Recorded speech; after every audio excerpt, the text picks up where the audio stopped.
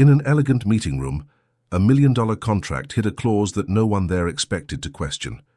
It was a 10-year-old girl, the cleaning lady's daughter, who raised her voice, in fluent German, to reveal the danger. Executives laughed, the lawyer froze, and the silence was broken when she read line by line the hidden trap. At that moment, everything changed. If this story interested you, don't forget to subscribe to our channel and tell us what city you're watching us from. We'll keep going. The late afternoon sun cast long shadows through the floor-to-ceiling windows of Mason & Reed Associates, one of Manhattan's most prestigious law firms. The city skyline created a backdrop of concrete and glass that seemed to touch the amber sky as the conference room on the 43rd floor waited in anticipation for the contract signing that would mark the firm's biggest international deal of the year. Gabriel Reyes sat quietly reviewing the thick stack of papers before him. Despite having lived in New York for nearly a decade, the legal terminology in English still challenged him at times. As one of the most respected attorneys in cross-border real estate law, he had built a reputation that transcended language barriers. Originally from Mexico City, Gabriel had fought his way through Harvard Law School and established himself as an invaluable asset to American firms with Latin American interests. Today's contract would cement his position in the firm's hierarchy. All set, Gabriel. Richard Mason's voice carried the confident tone of old money and privilege as he entered the conference room, flanked by 3 executives from Cornerstone Development, their tailored suits and practiced smiles projecting an air of controlled power. Almost, Gabriel nodded, adjusting his glasses as he scanned another page of dense legal jargon, just giving it one final review. "Take your time," said John Harrington, Cornerstone's CEO, though his impatient finger-tapping betrayed his words. "But I assure you, everything is exactly as we discussed." The room held the particular stillness that comes before significant moments, the air conditioning humming softly, the occasional sound of paper being turned, and the distant noise of New York traffic 43 floors below. Gabriel couldn't shake a vague sense of unease. Something felt off, but he couldn't pinpoint what. Just outside the glass doors, Sofia Ramirez sat quietly on a bench in the hallway, a math textbook open on her lap. At 10 years old, she had the serious demeanor of a child who had grown up faster than her years required. Her mother, Lucia Ramirez, had been working as a cleaner at Mason & Reed for 3 years, struggling to provide for them both after immigrating from Honduras. Today, Sofia's after-school program had been cancelled, forcing Lucia to bring her daughter to work. "Stay quiet, mija," Lucia had whispered, before disappearing down the hall with her cleaning cart. "I'll be done in an hour. Do your homework and don't bother anyone." But Sofia found it hard to concentrate on fractions when she could see through the glass walls into the conference room. The men in expensive suits reminded her of the fathers of her classmates at Westwood Academy, where she attended on a partial scholarship, fathers who looked through her as if she were invisible when they came to school events. Inside the conference room, Melissa Winters, Mason's executive assistant, was arranging water bottles and notepads. She'd been instructed to make sure everything went smoothly for the signing. This deal would bring millions to the firm, and her bonus depended on it. "We need more copies of Appendix C," Richard muttered to her. "And make sure the cleaning staff doesn't interrupt. This needs to go perfectly." "Of course, Mr. Mason," Melissa replied, her practiced smile never wavering. As she stepped out to retrieve the documents, she nearly collided with Lucia, who was emptying a trash can in the hallway. "Sorry," Lucia said immediately, her accent thickening with nervousness. She glanced through the glass, making eye contact with Sofia, who gave her a small wave.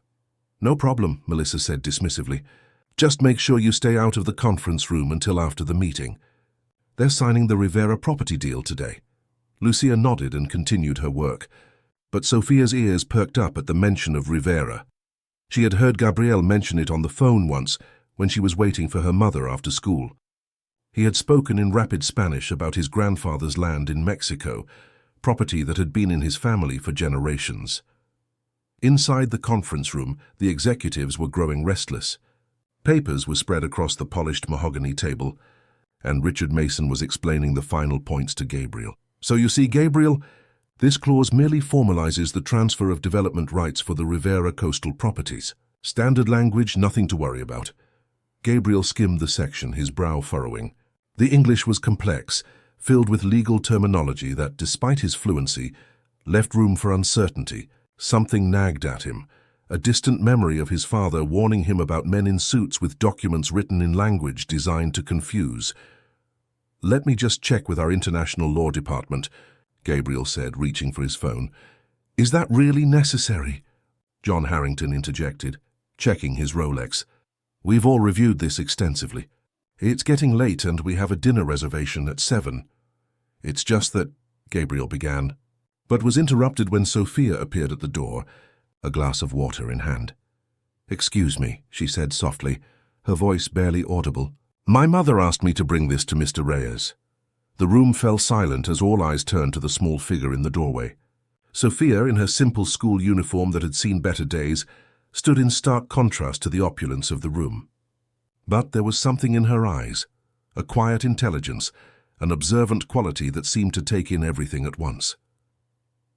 "Thank you," Gabriel said, smiling as she approached. He had always been kind to Lucia and her daughter, often greeting them in Spanish when he worked late. As Sophia placed the water on the table, her eyes fell on the document in front of Gabriel. A paragraph caught her attention, words that didn't match what the men were saying. Having grown up translating for her mother at doctor's appointments and parent-teacher conferences, Sophia had developed an unusually sophisticated understanding of both languages. What she saw made her stomach tighten with worry. "Mr. Reyes," she whispered, hesitating. I think there's something wrong with the paper." A tense silence fell over the room. Richard Mason's smile faltered, and John Harrington straightened in his chair. "Thank you, young lady," Mason said firmly.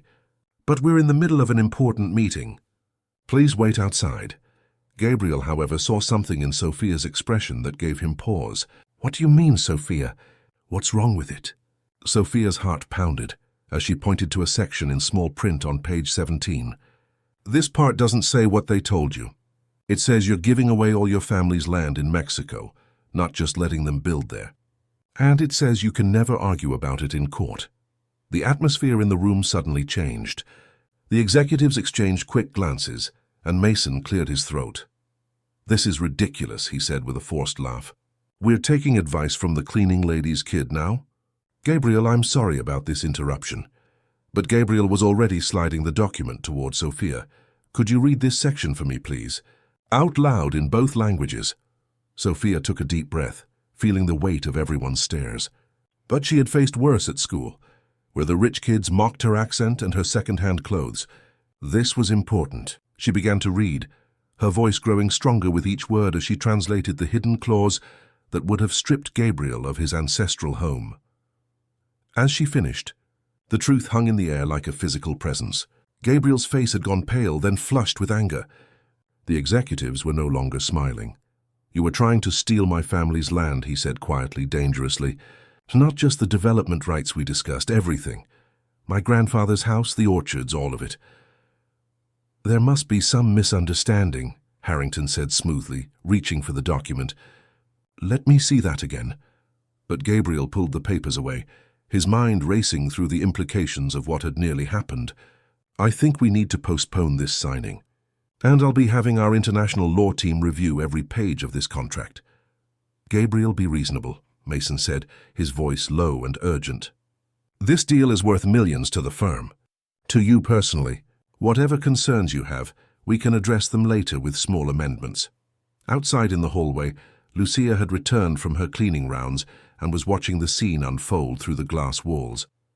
Her heart sank when she saw Sophia standing in the middle of the executives, clearly involved in whatever was happening. She had warned her daughter countless times to stay invisible, to never draw attention. In their precarious position as immigrants, attention was rarely good. Este é o primeiro capítulo da história. Vamos continuar com o segundo capítulo. Sophia felt a chill as she saw her mother's worried face through the glass. She knew that look, the fear of consequences of losing the job they depended on. But something stronger than fear kept her standing there, the certainty that what she had discovered was wrong, and that Mr. Reyes needed to know. "I think we should call someone who knows both languages really well," Sophia suggested, her voice small but steady. "Someone who understands legal words." One of the executives, a thin man with silver hair named Thomas Bradley, scoffed. "This is absurd. We don't need a child to interpret our contracts." Gabriel, however, was already reaching for his phone. "Actually, Sophia's right. I'm calling Elena Vasquez from the International Division. She's a certified legal translator." "Gabriel," Richard Mason said, his voice dropping to a warning tone, "think about what you're doing. This partnership has been in the works for months." "And it can wait another hour," Gabriel replied firmly. "I'm not signing anything until I fully understand every clause." The atmosphere in the room had transformed from anticipatory to tense. Sophia could feel it pressing down on her like a physical weight. She wanted to retreat, to find her mother and hide from the angry looks the men were giving her. But something kept her rooted to the spot. Perhaps the way Mr. Reyes had straightened his shoulders after reading the clause, or the tremor she'd detected in his voice. Outside the conference room, Lucia couldn't stand it anymore. She pushed open the door, her cleaning uniform making her feel even more out of place among the suits and ties. "Sophia," she said quickly in Spanish, "come with me now." "I'm sorry for the interruption, gentlemen." "Mrs. Ramirez," Gabriel said, switching to Spanish, "your daughter may have just saved me from a very serious mistake. Please don't apologize." John Harrington slammed his hand on the table. "Enough of this. We don't have time for dramatics. Either we sign today or Cornerstone walks." "Then walk," Gabriel said simply, though Sophia could see his hand trembling slightly as he placed the contract into his briefcase. "I'll be in touch after a proper review of these terms." As Gabriel stood to leave, Richard Mason grabbed his arm. "Think about your position at the firm, Gabriel. This isn't how we do business." The implied threat hung in the air, but Gabriel merely removed Mason's hand from his sleeve. "Perhaps that's the problem, Richard." In the hallway, Sophia could feel her mother's grip tightening on her shoulder. Lucia was shaking, and Sophia knew she was thinking about rent due next week, about the electricity bill they'd barely managed to pay this month. "Mr. Reyes," Lucia began, her voice apologetic. "I'm so sorry for any trouble Sophia has caused. She shouldn't have interrupted your meeting." Gabriel's expression softened as he looked at the worried mother. "Mrs. Ramirez, your daughter showed more integrity and courage today than those executives with all their Harvard degrees. I'm grateful to her." Before Lucia could respond, Melissa Winters approached, her heels clicking aggressively on the marble floor. "Mrs. Ramirez, Mr. Mason would like to see you in his office immediately." Lucia paled but nodded. "Of course, Sophia, wait for me by the reception desk." "No," Gabriel interjected. "Sophia will wait with me while I make some calls." "If that's all right with you, Mrs. Ramirez?" The look of relief on Lucia's face was answer enough. As she followed Melissa toward Richard's office, Sophia sat down on a bench beside Gabriel, her heart pounding. "Am I in trouble?" she asked quietly. Gabriel shook his head. "Not with me. But I have to ask, how did you know what that clause really meant? That's complex legal language even for adults." Sophia shrugged, looking down at her worn sneakers. "I read a lot. And I translate stuff for my mom all the time. At the doctor, at school meetings. You have to learn the important words fast when grown-ups are trying to trick you." Gabriel studied her thoughtfully. "You've had to grow up too quickly, haven't you?" Before Sophia could answer, his phone rang. Elena Vasquez, the translator, was calling back. Gabriel put the call on speaker so Sophia could hear. "Elena, I need you to come to the office right away. There's a contract I need you to review, specifically regarding the Rivera property in Mexico." "I'm actually in the building for another meeting," Elena replied. "I can be there in 5 minutes." True to her word, Elena arrived quickly, a sharp-eyed woman in her 50s with reading glasses hanging on a chain around her neck. Gabriel briefly explained the situation and handed her the contract. As Elena read through the document, her expression grew increasingly troubled. Gabriel, this is not what we discussed at all. This isn't a development rights agreement. It's a complete transfer of ownership, with no compensation beyond the initial payment. And look at this indemnification clause. You would be personally liable for any claims against the property, even after transferring ownership." Gabriel's face darkened. "That's what Sophia told me. I just needed confirmation from a professional." Elena glanced at Sophia with newfound respect. "Smart girl." She turned back to Gabriel. "This contract is predatory. I wouldn't sign it under any circumstances." Meanwhile, in Richard Mason's office, Lucia stood with her hands clasped tightly in front of her, trying to control their trembling. "Mrs. Ramirez," Richard began, leaning back in his leather chair, "do you understand that your daughter has potentially cost this firm millions of dollars today?" "Sir, she's just a child," Lucia said, her voice barely above a whisper. "She didn't mean any harm. Intent is irrelevant. Results are what matter," Richard replied coldly. "We have a strict policy about bringing children to work, and an even stricter one about interfering with firm business." Lucia felt her throat tighten. "I understand, sir. This won't happen again." "No, it won't," Richard agreed, "because as of today, your services are no longer required at Mason & Reed." The words hit Lucia like a physical blow. This job paid better than most cleaning positions because of the downtown location and late hours. It had taken her months to find it after being let go from her previous job. With rent increasing and Sophia's school expenses, losing this income was catastrophic. "Please, Mr. Mason," Lucia began, hating the desperation in her voice. "I need this job. Sophia's father is not in the picture, and I'm all she has. You should have thought of that before allowing her to disrupt our business," Richard said dismissively. "Melissa will process your final paycheck. Please return your access card before leaving." Back in the hallway, Sophia was explaining to Gabriel how she had noticed the discrepancy in the contract. The Spanish words under Section 4.3 didn't match what they were saying, she explained. It talked about cesión total y permanente, total and permanent transfer, but they kept telling you it was just about building rights. Gabriel nodded, impressed. "You have a good eye for detail, Sophia. Have you ever thought about becoming a lawyer?" Sophia laughed softly. "No way. Lawyers need to go to expensive schools like Harvard. My mom can barely afford Westwood Academy, even with my partial scholarship." Gabriel was about to respond when Lucia returned, her face ashen. Sophia immediately knew something was wrong. "Mom?" she asked, switching to Spanish. "What happened?" Lucia tried to smile, but it didn't reach her eyes. "Nothing, Mia. We just need to go home now." But Sophia could read her mother too well. "Did they fire you?" "Because of me." Lucia didn't answer, which was answer enough. Sophia felt her stomach drop as guilt washed over her. She had known there might be consequences for speaking up, but she had done it anyway, believing it was the right thing to do. Now her mother was paying the price. Gabriel looked between them, picking up on the tension. "Mrs. Ramirez, what happened in there?" "It's nothing, Mr. Reyes," Lucia insisted, reaching for Sophia's hand. "We should let you get back to your important work." "They fired her," Sophia said flatly. "Because of what I did." Gabriel's expression hardened. "Wait here," he said, then strode toward Richard's office without knocking. Left alone in the hallway, Sophia looked up at her mother with tears forming. "I'm sorry, Mama, I knew they were trying to trick him." "I couldn't stay quiet." Lucia pulled her daughter into a tight embrace. "I know, Mia. I know." Despite the circumstances, there was pride mixed with the worry in her eyes. "You did what you thought was right. That's what matters. But now you don't have a job," Sophia whispered. "I'll find another one," Lucia assured her, though they both knew how difficult that would be. Inside Richard's office, Gabriel was facing off with his superior, anger evident in every line of his body. "You fired Mrs. Ramirez because her daughter exposed Cornerstone's attempt to defraud me." Richard scowled. "She violated company policy.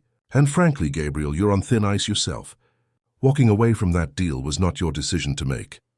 "It absolutely was my decision," Gabriel fired back. "I'm the one who would have been signing away my family's land that was never part of our agreement with Cornerstone. And now you fired a hard-working woman to what? Punish her child for being honest?" "This is business, Gabriel," Richard said coldly. "Something you seem to have forgotten. Cornerstone is a major client. A client who just tried to steal my property through deception," Gabriel retorted. "And you were helping them." The implication hung in the air between them. Richard's expression turned calculating. "Be very careful what you're suggesting, Gabriel. Your position here is compromised," Gabriel finished, clearly. "Just as yours will be when the Ethics Committee hears about this contract. Did you think I wouldn't report this?" Richard's face flushed with anger. "You're making a mistake." "No," Gabriel said firmly. "The mistake was thinking I could trust my own firm to look out for my interests. Now about Mrs. Ramirez, you're going to rehire her with an apology and a raise." Richard laughed incredulously. I most certainly am not. Then consider this my 2 weeks' notice, Gabriel said, straightening his tie, and expect a detailed report to the New York Bar Association about today's events. For the first time, uncertainty flickered across Richard's face. Don't be hasty. Gabriel, let's discuss this like professionals. I'm being very professional, Gabriel replied. I'm simply refusing to work with people who lack integrity. Your choice, Richard. Reinstate Mrs. Ramirez or start looking for a new partner to handle your Latin American clients. Back in the hallway, Sophia and Lucia waited anxiously. Eleanor had stayed with them, offering quiet support in Spanish. When Gabriel emerged from Richard's office, his expression gave nothing away. Mrs. Ramirez, he said formally, it seems there's been a misunderstanding. You haven't been terminated. In fact, Mr. Mason was just telling me that the firm has been considering creating a new position, Administrative Services Coordinator. It comes with a significant pay increase and regular hours. Lucia stared at him in confusion. I don't understand. It means, Gabriel explained with a small smile, that you're being promoted, not fired. If you're interested, of course. Sophia looked up at Gabriel with wide eyes, understanding exactly what he had done. For the first time since the confrontation began, she allowed herself to hope that maybe, just maybe, doing the right thing wouldn't end in disaster after all. Vamos seguir para o terceiro capítulo. The Ramirez apartment in Washington. Heights was small but immaculate. Lucia had always taken pride in creating a warm home, despite their limited means. That evening, as she prepared dinner, the events at Mason and Reed kept replaying in her mind. Are you sure about this new job, Mum? Sophia asked from the small kitchen table where she was working on homework. What if they're just pretending to be nice and then fire you later? Lucia sighed, stirring the pot of beans slowly. I don't know, Mia. But Mr. Reyes seemed sincere, and the paperwork Ms. Winters gave me looks official. She glanced at the folder containing her new employment contract, with hours that would allow her to be home when Sophia returned from school, and a salary that made her dizzy when she first saw the figure. I still feel bad, Sophia admitted. I didn't think about what would happen to you when I spoke up. Lucia turned from the stove and placed her hands on Sophia's shoulders. Listen to me. What you did today was brave. Your father would have been proud. The mention of her father made Sophia glance at the single photograph they kept on their bookshelf, a younger Lucia, with a handsome man with Sophia's same thoughtful eyes. He had been deported when Sophia was just 4, caught in an immigration raid at his construction job. The legal battle to bring him back had drained their savings, and eventually contact had become sporadic, then stopped altogether. Do you think he's okay? Sophia asked quietly. I hope so, Mija, Lucia replied, the familiar ache in her voice. Now finish your math problems while I call Tia Carmen about this new job. Across town in his Upper East Side apartment, Gabriel Reyes sat in his home office, surrounded by legal books and family photographs. He was on a video call with his mother in Mexico City, explaining the day's events. Mama, they tried to take everything, not just the development rights we discussed, but all of the Rivera property. The entire coastline, the house, everything. Eleanor Reyes, a dignified woman in her 70s, shook her head sadly. Just like they did to your father with the orchards. These people never change their tactics, only their victims. Gabriel nodded, the old pain surfacing. His father, once a prosperous farmer, had signed away their family's avocado orchards to American investors who had presented contracts in English with very different Spanish translations. By the time they discovered the truth, the legal battle had broken both his father's health and their family finances. Gabriel had worked his way through law school with that bitter lesson burned into his memory. If it hadn't been for this little girl, Gabriel continued, I would have signed those papers today, all because I trusted my own firm. This child, Eleanor said thoughtfully. She reminds me of you at that age, always watching, always noticing what others missed. Gabriel smiled at the comparison. She's extraordinary, Mama. 10 years old and already translating legal documents, and with such courage, standing up to a room full of powerful men. And her mother, you said they fired her. They tried, Gabriel replied grimly. I convinced Richard to create a new position for her instead. But I don't trust him. He was too willing to let Cornerstone deceive me, which means he's either corrupt or incompetent. Either way, I can't stay at Mason and Reed. Elena's expression grew concerned. "What will you do?" "I'm not sure yet," Gabriel admitted, "but I have options. Several firms have been trying to recruit me for years." The conversation shifted to family matters, but Gabriel's mind kept returning to Sofia and Lucia Ramirez. There was something about their situation that resonated deeply with him, perhaps because it echoed his own family's struggles, or perhaps because Sofia's intervention had awakened something in him that had been dormant for too long. After ending the call with his mother, Gabriel made another decision. He picked up his phone and dialed Elena Vasquez, the translator who had confirmed Sofia's assessment of the contract. "Elena? It's Gabriel Reyes. I need your help with something." The following Monday morning found Sofia sitting in her 5th grade classroom at Westwood Academy, trying to ignore the whispers and stares from her classmates. Somehow news of what had happened at Mason and Reed had spread. Sofia suspected Melissa Winters had a child at the school. She'd seen them together at a school function once. "Is it true your mom got fired because you ruined some big deal?" Amber Collins asked during lunch, her designer shoes and perfectly styled hair marking her as one of the wealthiest students. "She didn't get fired," Sofia replied evenly, though her cheeks burned. "She got promoted." "Right," Amber said with a laugh. "The cleaning lady got promoted to what? Chief dust collector?" The table of girls erupted in giggles, and Sofia focused on her sandwich, refusing to show how much their words hurt.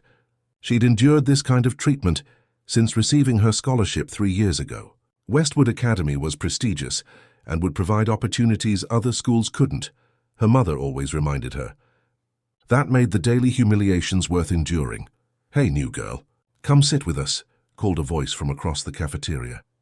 Sofia looked up to see Zoe Matthews, one of the few students who had ever been kind to her, waving from another table. Beside her sat a girl Sofia didn't recognize, apparently the new girl Zoe had called to.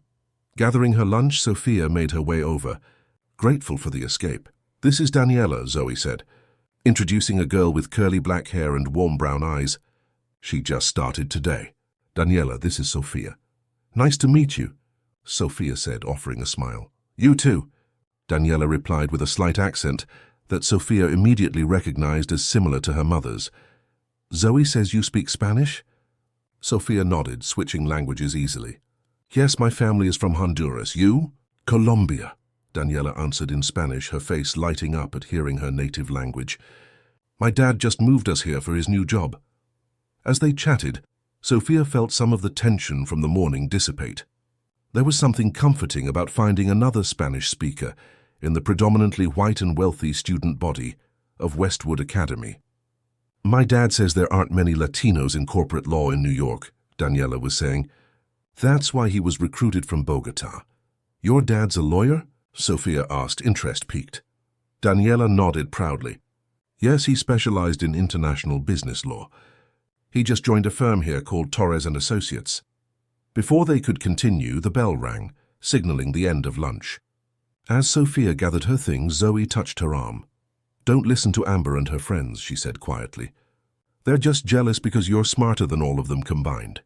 Sofia managed a smile, though she doubted the wealthy, popular girls had anything to be jealous of. Still, the gesture of support meant more than Zoe could know. Meanwhile, at Mason and Reed, Lucia was being introduced to her new role by Melissa Winters, whose tight smile didn't reach her eyes. "As Administrative Services Coordinator, you'll be overseeing the cleaning staff and handling various office management duties," Melissa explained, handing Lucia a thick binder. "Your office is here." Lucia followed Melissa to a small but private office near the supply room, not in the prestigious corner offices where the attorneys worked, but far better than the janitorial closet where she had previously stored her cleaning supplies. "Thank you." "Ms. Winters," Lucia said, still somewhat dazed by the rapid change in her circumstances. "I appreciate the opportunity." Melissa's expression hardened slightly. "This was Mr. Reyes' idea, not mine. Just remember that." The implication was clear. Lucia had no allies here except Gabriel. As Melissa left, Lucia sank into her desk chair, both elated and terrified. The salary would change their lives. They could move to a better apartment, maybe even save for Sofia's college. But she couldn't shake the feeling that she was walking on thin ice. Her phone buzzed with a text from Maria, one of the cleaning staff who had been her friend for years. "Congratulations on the promotion. Some people are saying Gabriel Reyes threatened to quit if they didn't give it to you. Is that true? Lucia stared at the message, her heart sinking. If that rumor was circulating, her position was even more precarious than she had feared. She was about to reply, when there was a knock at her office door. Gabriel Reyes stood there, his expression friendly but professional. "Mrs. Ramirez, how are you settling in?" "Very well, thank you, Mr. Reyes," Lucia replied, standing quickly. "I can't thank you enough for what you did." Gabriel waved away her gratitude. "No thanks necessary. It was the right thing to do." He glanced around to ensure they weren't overheard. "Listen, I wanted to warn you. Richard Mason isn't happy about your promotion.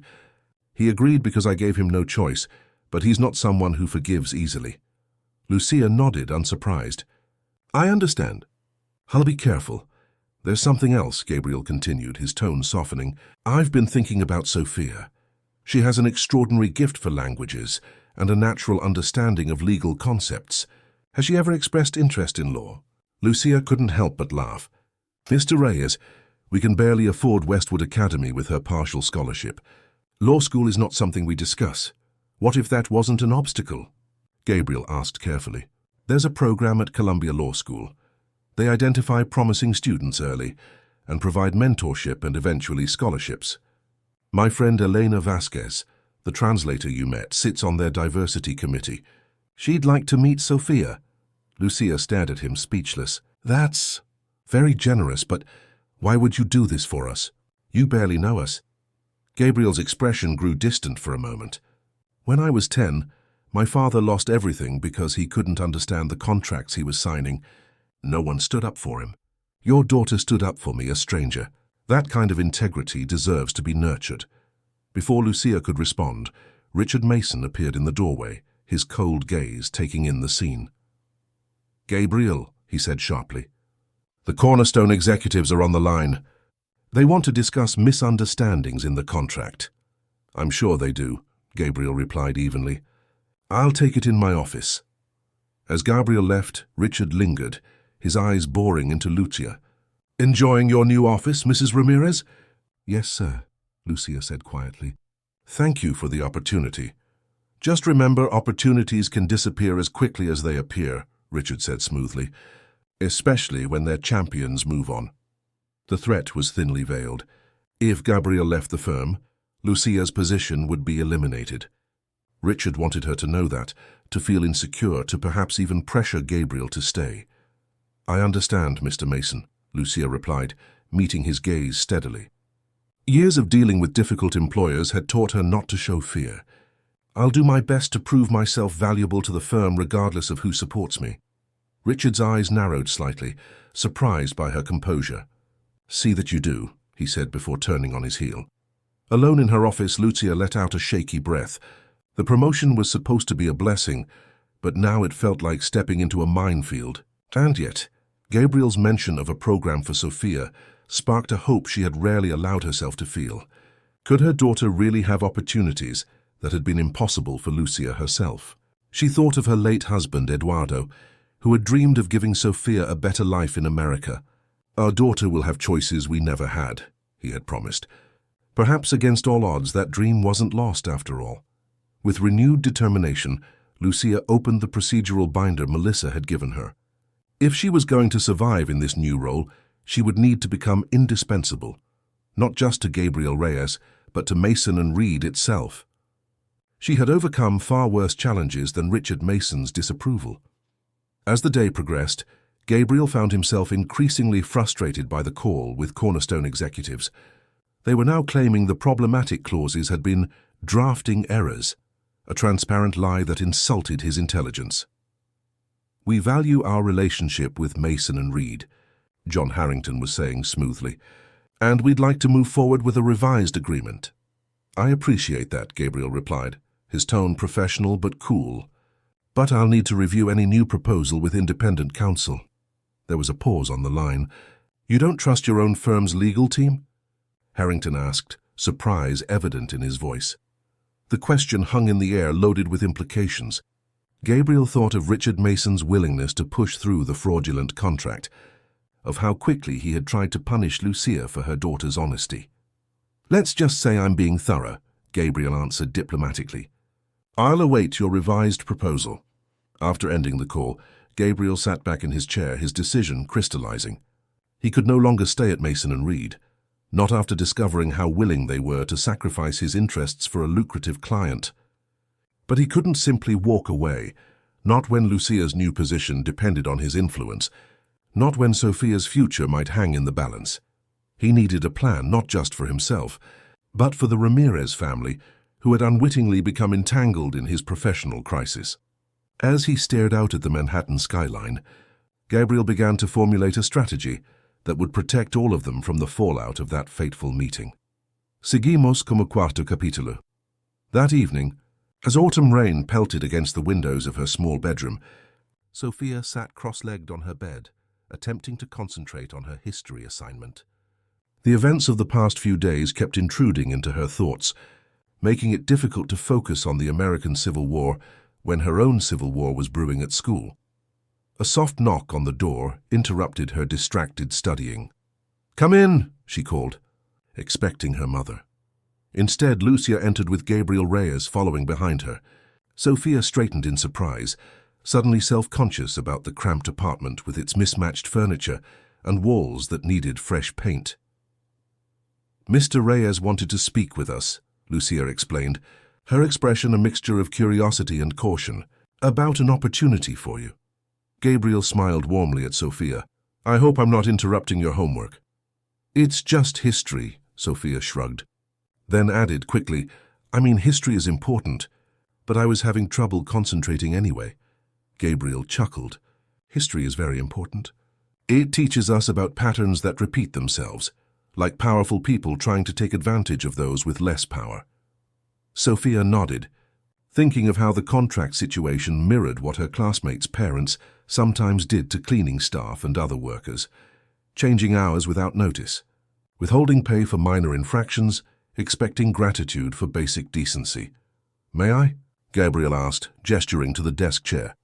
"Of course," Sophia replied, watching curiously as he sat down, looking oddly at home despite the humble surroundings. "Sophia, I've been thinking about what happened at the office," Gabriel began. "What you did required not just intelligence, but courage. Those are rare qualities, especially in combination." Sophia glanced at her mother, who was watching Gabriel with cautious hope. "Thank you," Sophia said simply, unsure where this was leading. "I have a friend named Elena Vasquez, the translator who helped us that day.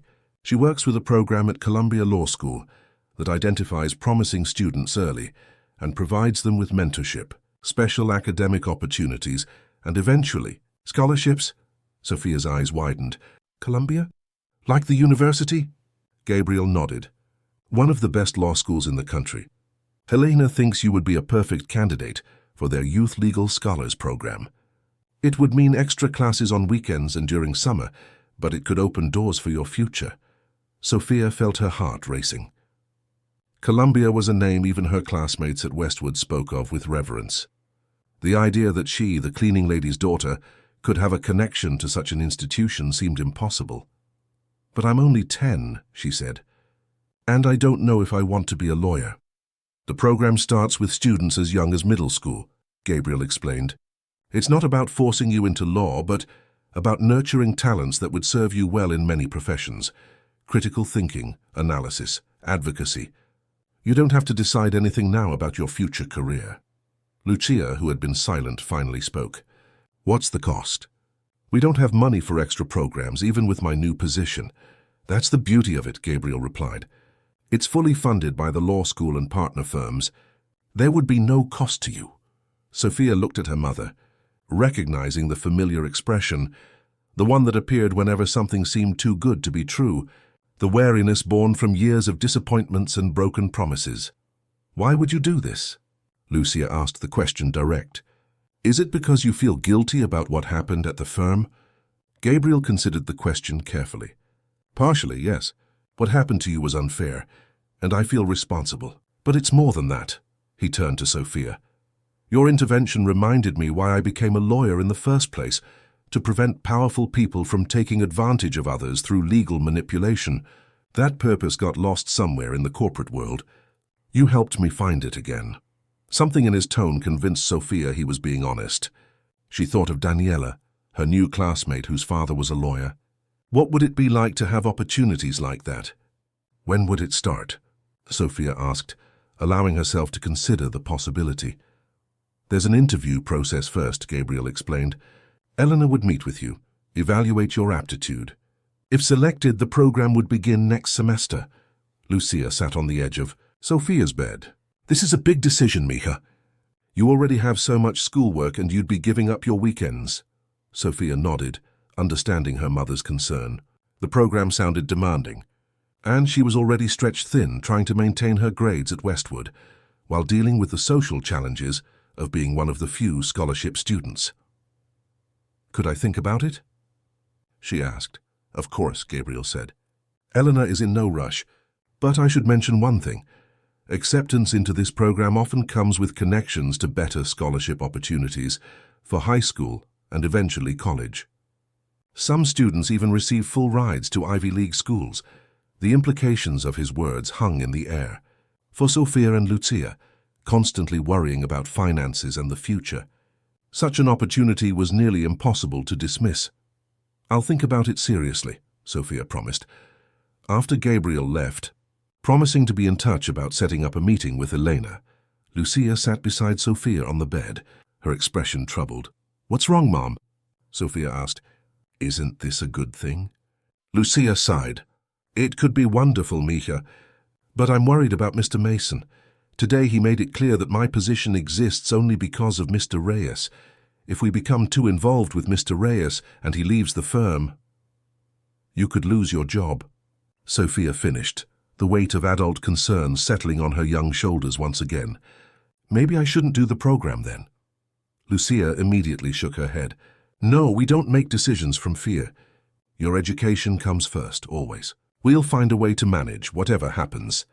Sophia nodded, but her mind was already racing ahead, considering possibilities and risks the way she had learned to do from an early age.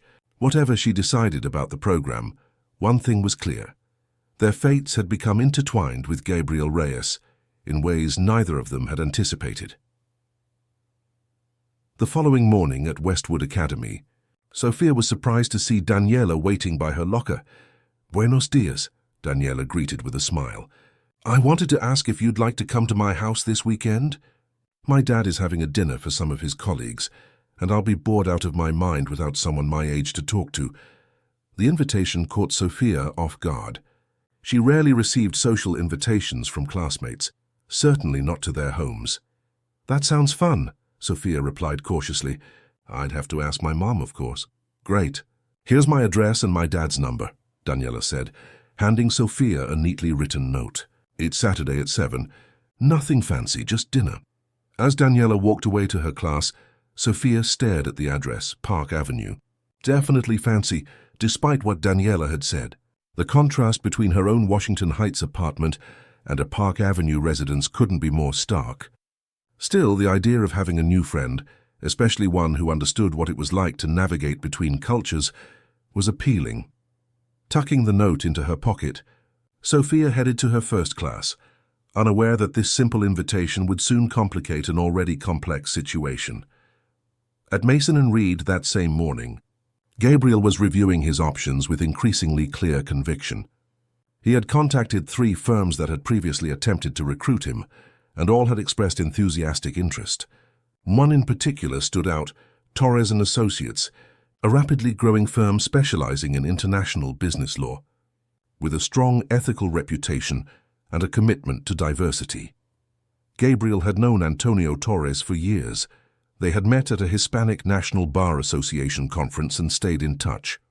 Torres had been trying to bring Gabriel on board for the past 2 years, offering partnership and the chance to build a practice with greater autonomy than Mason and Reed allowed. As Gabriel considered the prospect, there was a knock at his door.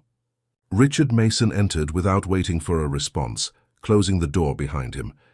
We need to talk about Cornerstone, Richard said, his tone deceptively casual. They've submitted a revised contract. I had our team review it, and everything seems in order now. No hidden clauses.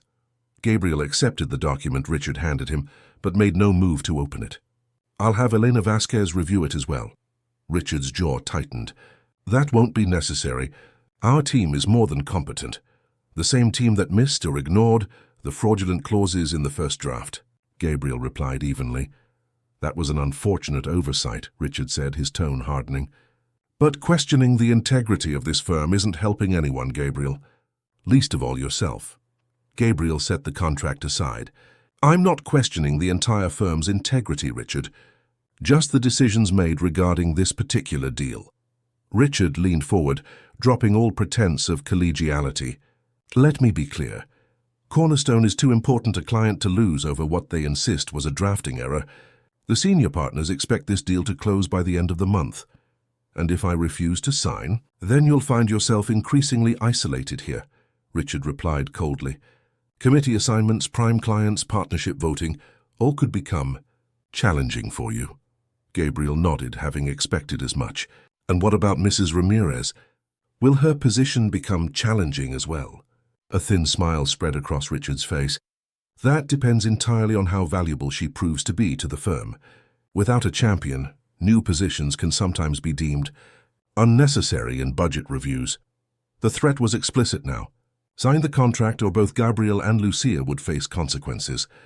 Richard was leveraging Lucia's vulnerability to pressure Gabriel. Knowing his sense of responsibility would make it difficult to put her job at risk. I'll review the new contract, Gabriel said neutrally, revealing nothing of his thoughts. Richard seemed satisfied with this response. Good. I knew you'd be reasonable. He stood to leave, then paused.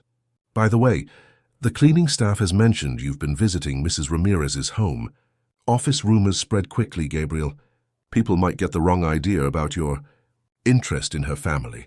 The insinuation was both clear and repulsive. Gabriel kept his expression carefully blank. My interest is in seeing justice done, Richard. Nothing more. After Richard left, Gabriel sat back in his chair, anger and resolve crystallizing into a clear plan. He could no longer stay at Mason & Reed, not just for his own sake, but for Lucia's as well. Richard had shown his hand too clearly, revealing a willingness to use Lucia as leverage and to spread unsavory rumors if it served his purpose. Gabriel reached for his phone and dialed Antonio Torres. Antonio? It's Gabriel Reyes. I've been considering your offer and I'd like to discuss terms. How soon could we meet? Across town, Lucia was settling into her new role with determination born of necessity. She had spent the morning organizing the chaotic filing system for office supplies, creating a more efficient inventory tracking method that would save the firm money. If her position was precarious, she would make herself indispensable through competence rather than connection. Maria, her friend from the cleaning staff, stopped by during lunch break. So it's true, Maria said in Spanish, looking around the small office with undisguised amazement. You really have your own office now. Lucia managed a smile, though the tension of her situation weighed heavily. For now. But I don't know how long it will last. Maria lowered her voice. People are saying Mr. Mason only gave you this job because Mr. Reyes threatened to quit. And now there's talk that Mr. Reyes might leave anyway. Lucia's stomach tightened. Where did you hear that? Ms. Winters was talking to Mr. Bradley. They didn't know I was cleaning the conference room next door. Maria hesitated, then added, They also said things about why Mr. Reyes is helping you. Ugly things. Lucia closed her eyes briefly. She had faced these insinuations before. Whenever a man in power showed kindness to a woman in her position, people assumed the worst. It was one of the many indignities of being at the bottom of the workplace hierarchy. Mr. Reyes is helping because my daughter helped him, Lucia said firmly. Nothing more. Maria nodded, though she looked unconvinced. Be careful, Lucia. This world, their world, it plays by different rules than ours. After Maria left, Lucia tried to focus on her work, but her friend's warnings echoed in her mind. If Gabriel left the firm, her new position would almost certainly be eliminated, and the rumors about their relationship would make finding another job at a comparable salary nearly impossible. For the first time since the dramatic events in the conference room, Lucia found herself wondering if Sophia's intervention had truly been a blessing, or merely the prelude to an even greater challenge. As a single mother with limited resources, stability had always been her primary goal. Now that stability seemed more elusive than ever, despite, or perhaps because of, their apparent good fortune. Continuamos con el quinto capítulo. Saturday evening arrived with a crisp autumn chill in the air. Sophia stood in front of the small mirror in their bathroom, nervously adjusting her nicest sweater, a dark blue hand-me-down from her cousin in California that was only slightly too big. This would be her first time visiting a classmate's home on Park Avenue, and the significance wasn't lost on her. "You look beautiful." "Maja," Lucia said, appearing in the doorway with a small wrapped package. "I made some buñuelos for you to bring to Daniela's family. It's always good to bring something when you're invited to dinner." Sophia accepted the package, touched by her mother's thoughtfulness. The traditional Honduran pastries were her mother's specialty, made from a recipe passed down from her grandmother. "Do you think they'll like them?" Sophia asked, suddenly worried that the homemade treats might seem too simple for a Park Avenue dinner party. "Good food is good food," Lucia replied with quiet dignity. "Your abuela always said that sharing food is how we show love across all boundaries." They took the subway downtown, Sophia mentally rehearsing what she would say, how she would behave. Westwood Academy had many unwritten social rules that she had learned through painful trial and error. She imagined the Torres home would have its own set of expectations. When they emerged from the subway and walked the remaining blocks to the address, Sophia felt her nervousness increase. The building had a doorman in a crisp uniform who smiled politely as they approached. "Good evening. How may I help you?" "We're here to visit the Torres family," Lucia replied, her accent slightly more pronounced due to her own nervousness. The doorman checked a list. "Ah, yes. Miss Sophia Ramirez? You're expected. Penthouse B, I'll ring them now." As they rode the elevator to the top floor, Sophia clutched the package of buñuelos tighter. "Mom, maybe you should just drop me off and pick me up later," she whispered. "You don't have to come in." Lucia gave her a curious look. "Why not?" Sophia hesitated, ashamed of her own thoughts. Because you might feel uncomfortable. These people are really rich." Understanding dawned on Lucia's face, followed by a flash of hurt that she quickly masked. "I see. And you think I won't know how to behave around rich people? That I might embarrass you?" "No," Sophia protested, though the denial lacked conviction. "It's not that. It's just—" The elevator doors opened before she could finish, sparing her from completing the painful thought. Standing in the hallway was a tall man with Daniela's same warm eyes and curly hair, dressed in casual but clearly expensive clothes. "You must be Sophia and Mrs. Ramirez," he said with a welcoming smile, his accent similar to Daniela's. "I'm Antonio Torres, Daniela's father. Please come in." The Torres penthouse was spacious and elegant without being ostentatious, with large windows offering a stunning view of Central Park. Sophia tried not to stare as they were led through a foyer with museum-worthy art pieces to a living room where several adults were engaged in conversation. Daniela spotted them immediately and rushed over.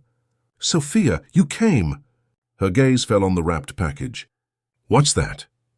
"My mom made buñuelos," Sophia explained, holding out the package. "They're a type of pastry from Honduras." "How thoughtful," Antonio exclaimed, accepting the gift. "Homemade treats are always special." "Daniela, why don't you show Sophia around while I introduce Mrs. Ramirez to our other guests?" As Daniela led Sophia away, Lucia found herself surrounded by professionals in what was clearly a gathering of legal minds. She recognized the type from her years of cleaning law offices. Confident, articulate people who wore their education and status as comfortably as their expensive watches. "Mrs. Ramirez, this is Patricia Chen, our head of international arbitration," Antonio was saying. "And this is Michael Reynolds from our corporate division." Lucia shook hands, smiling politely, wondering if they could sense her discomfort. These were people who hired cleaning services, not people who provided them. "And finally, this is our newest partner, joining us from Mason & Reed, Gabriel Reyes." Lucia froze in shock as Gabriel stepped forward, looking equally surprised to see her. "Mrs. Ramirez," he said smoothly, recovering quickly. "What a pleasure to see you again." "You two know each other?" Antonio asked with interest. "Mrs. Ramirez works at Mason & Reed," Gabriel explained. "Her daughter Sophia recently helped me avoid a rather disastrous contract situation." Lucia's mind was racing. Gabriel was joining Torres & Associates? What did that mean for her position at Mason & Reed? And what coincidence had brought their daughters together as classmates? Meanwhile, Daniela was giving Sophia a tour of the apartment, showing off her bedroom with its window seat overlooking the park. "Your house is amazing," Sophia said, trying not to sound too awestruck. "It's okay," Daniela shrugged. "Our place in Bogota was bigger, but Mum says the location here makes up for it." She flopped onto her bed, decorated with colorful pillows. "So what do your parents do?" "My dad's a lawyer, obviously, and my mum's an architect, but she's still in Colombia finishing a project before she moves here." The innocent question highlighted the gulf between their worlds. "My mom works in office administration," Sophia replied, the partial truth easier than explaining that until recently. Her mother had cleaned offices for a living. "Cool," Daniela said without much interest. "Do you want to see my dad's study? He has law books from like 100 different countries. It's pretty boring, but he's proud of it." As they wandered through the apartment, Sophia caught glimpses of the adults in the living room. She spotted her mother speaking with Gabriel Reyes and Daniela's father, their conversation appearing intense. In the living room, Lucia was trying to process what Gabriel was telling her. "I've accepted a partnership at Torres & Associates," he explained quietly. "I'll be leaving Mason & Reed at the end of the month." "I see," Lucia replied, keeping her expression neutral despite the sinking feeling in her stomach. Without Gabriel at the firm, her position was as good as eliminated. "Congratulations on your new opportunity." Antonio Torres, sensing the undercurrent in their conversation, looked between them with interest. "Gabriel tells me your daughter is quite extraordinary, Mrs. Ramirez. He mentioned a situation where she identified fraudulent contract language." "Sophia has always had a gift for languages," Lucia acknowledged, pride momentarily overriding her concern. "And a strong sense of right and wrong. A valuable combination in our profession," Antonio noted. Gabriel suggested she might be interested in our youth outreach program. "We sponsor promising students from diverse backgrounds, providing mentorship and educational opportunities." Lucia glanced at Gabriel, realizing he had already been laying groundwork for Sophia's future, even as he planned his own career move. The gesture touched her, even as she grappled with what his departure from Mason & Reed would mean for her own employment. "Mrs. Ramirez," Gabriel said carefully, "there's something else you should know.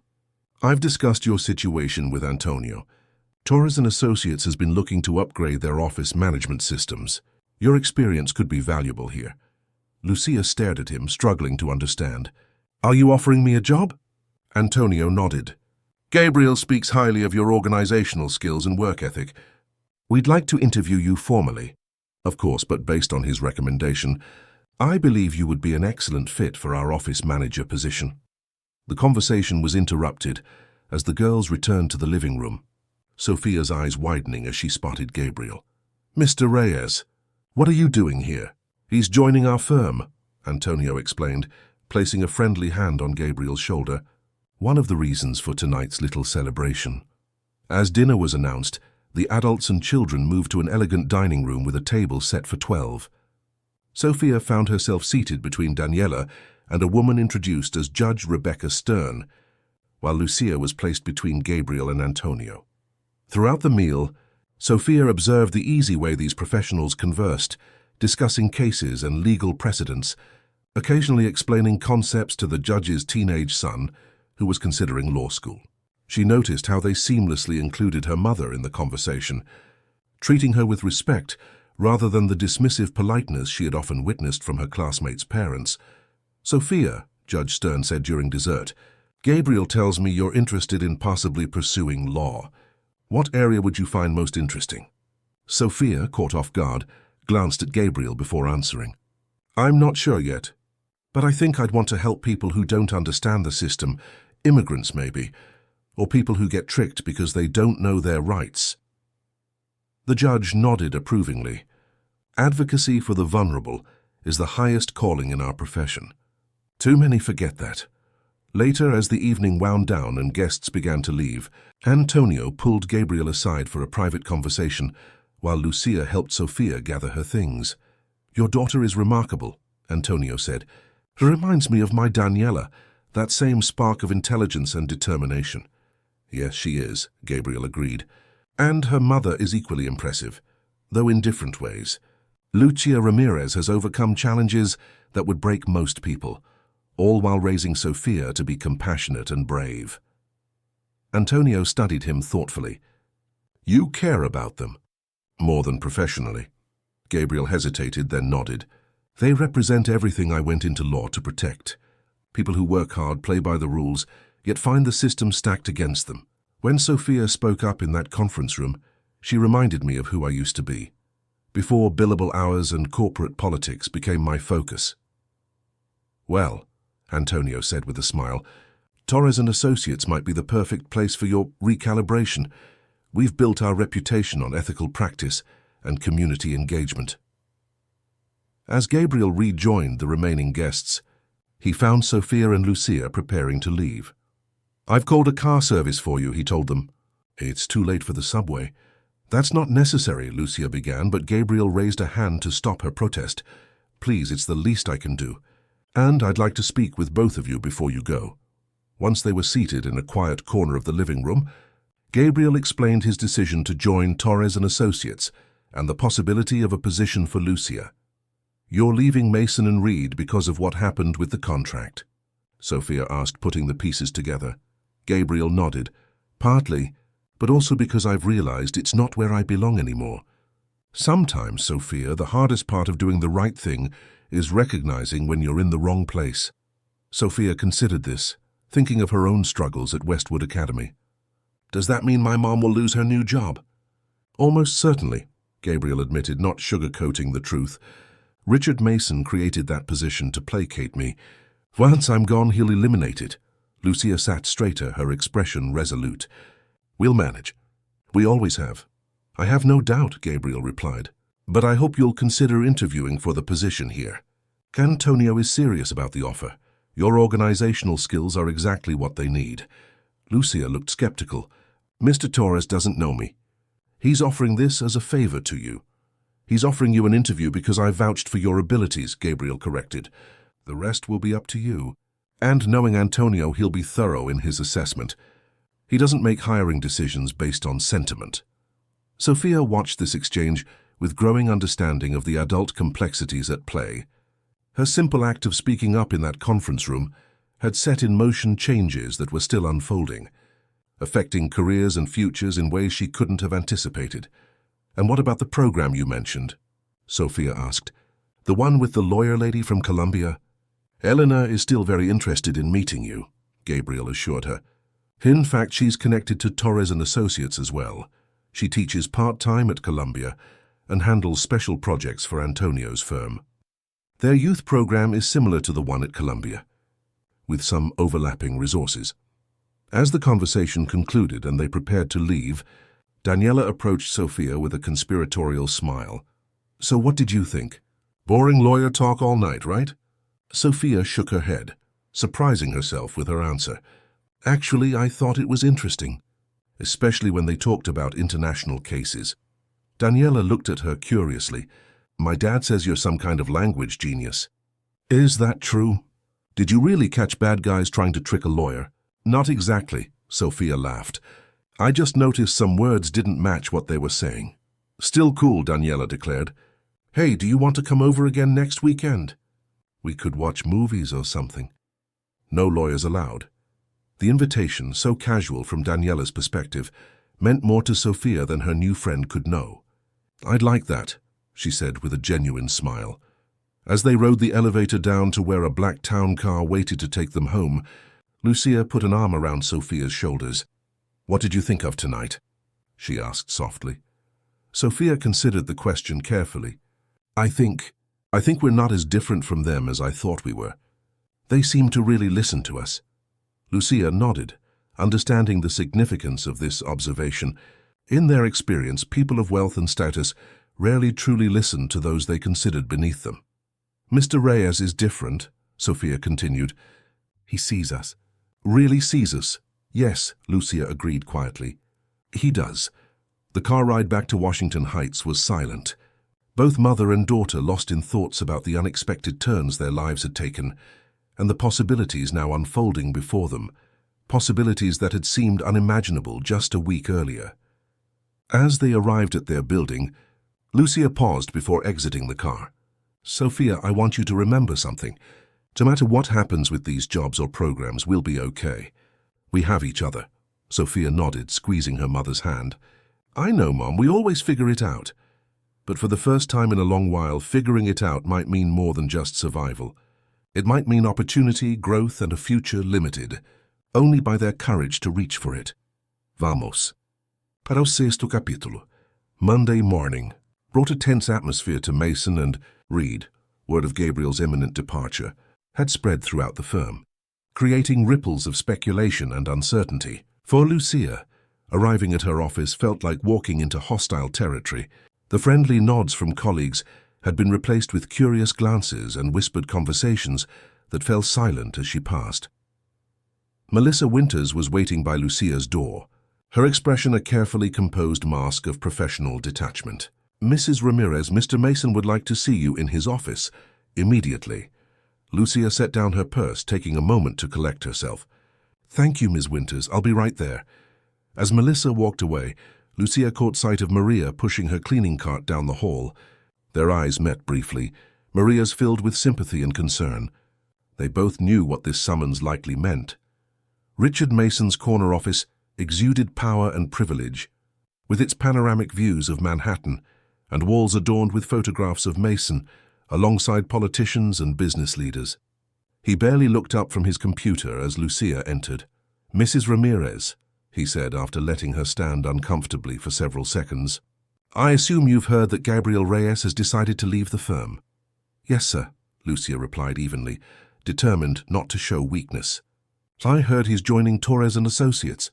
Richard's eyes narrowed slightly. You seem well informed. I wonder how that might be. The implication was clear, but Lucia refused to be intimidated. New York is a small city in some ways, Mr. Mason. People talk. Indeed they do, Richard agreed, leaning back in his chair. People are talking quite a bit about you, in fact. About your rapid advancement and your relationship with Gabriel. Lucia felt heat rise in her cheeks, but kept her expression neutral. My relationship with Mr. Reyes is purely professional.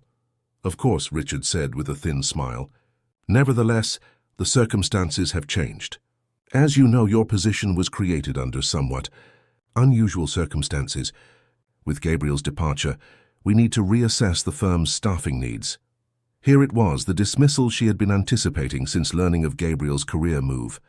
Lucia braced herself for the blow. I understand, she said with dignity. When would you like me to leave? Richard seemed slightly taken aback by her directness. Well, we'd need a transition period, naturally. Perhaps 2 weeks, with appropriate severance, of course. Lucia nodded, her mind already calculating how long her savings would last, whether she could secure another position quickly, what expenses could be cut if necessary. The familiar mental arithmetic of survival. However, Richard continued, watching her carefully, there is an alternative we might consider. Lucia looked up, surprised. An alternative? Yes, your performance in reorganizing the office supply systems has been noted by our operations department. Quite impressive, actually. We've been considering centralizing our administrative services across departments for some time now. Richard pushed a folder across the desk toward her. This is a proposal for a new structure.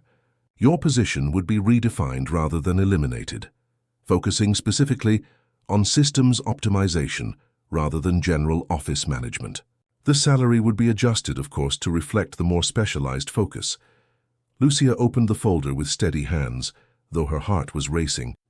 The first page outlined a position with a salary approximately 30% less than her current one, still better than her previous cleaning position, but significantly less than Gabriel had secured for her. I see, she said, keeping her voice neutral. And if I decline? Then the standard 2 weeks' notice applies, Richard replied smoothly. Though I should mention that future employers often call us for references. A resignation looks much better than a termination on one's record. The threat was thinly veiled. Accept the demotion and pay cut, or face potential difficulty securing future employment. It was classic power politics, the kind Lucia had witnessed countless times from the sidelines of corporate America. May I have some time to consider the offer? She asked, buying herself space to think. Of course, Richard said magnanimously. Take until the end of the day. We'll need your decision by 5. As Lucia left Richard's office, she felt a complex mixture of emotions. Relief that she wasn't being immediately terminated, anger at the manipulation, and a weary resignation to the realities of her position. Without Gabriel's influence, this was the best she could hope for from Mason and Reed. In her small office, she sat at her desk and stared out the window at the city below. For a moment, she allowed herself to imagine what it would be like to work at Torres & Associates, in an environment where her contributions might be valued for their own sake, rather than as a favor to a powerful sponsor. The interview Antonio Torres had mentioned was scheduled for Wednesday. Should she take Richard's reduced offer as a safety net, or risk everything on a position that might not materialize? Her phone buzzed with a text from Sofia. "Good luck today, Mom. Remember what Abuela always said? El miedo es el peor consejero. Love you." Lucia smiled at her daughter's message. Fear is the worst advisor. Her mother's wisdom, now being passed down through Sofia. The girl was right. Making decisions from fear had never served them well. With renewed resolve, Lucia began preparing for her interview with Torres & Associates, determined to impress them with her abilities rather than her connection to Gabriel. Meanwhile, Sofia was facing her own challenges at Westwood Academy. Word had somehow spread that her mother's job was in jeopardy because of Mr. Reyes leaving his firm. The whispers followed her through the hallways, punctuated by occasional direct comments from Amber Collins and her friends. "Guess your mom's going back to cleaning toilets," Amber remarked loudly as Sofia passed their lunch table. "Too bad her special friend is leaving." Sofia kept walking, her face burning but her head held high. The insinuation in Amber's words was clear, and it made Sofia's stomach churn with anger. Adults always assumed children didn't understand their ugly implications, but Sofia had been translating the world's subtext since she was 6 years old. "Ignore them," Zoe advised as Sofia joined her and Daniela at their table. "They're just jealous because you're smarter than all of them combined." Daniela nodded in agreement. "My dad says people who put others down are just insecure about themselves." Sofia managed a small smile, grateful for their support. "It's not me I'm worried about. It's my mom. If she loses this job—" She trailed off, not wanting to reveal too much about their financial situation. Daniela, despite her kindness, came from a world where money worries were abstract concepts rather than daily realities. "Is she really going to lose her job?" Daniela asked, concerned. Sofia shrugged. "Probably. The guy who runs the firm only gave it to her because Mr. Reyes insisted. Now that he's leaving—" "Wait," Daniela interrupted, her eyes widening. "Mr. Reyes? Gabriel Reyes, who's joining my dad's firm?" "You didn't know?" Sofia asked, surprised. "I thought your dad would have mentioned it." "He said a new partner was coming, but I didn't pay attention to the name," Daniela admitted. "So that's why you and your mom were at our dinner party. My dad must be trying to hire your mom, too."